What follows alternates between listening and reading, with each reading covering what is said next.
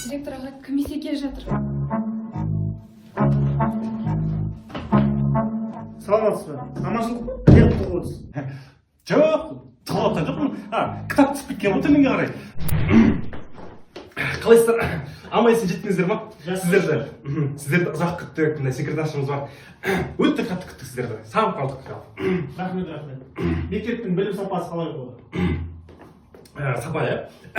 Негізі сапасы өте жақсы.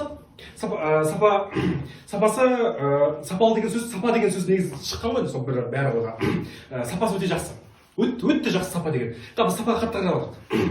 Сапасы өте жақсы. Жарайды. ұбт-ға дайындық жасап жатсыздар ма? Жасау керек негізі.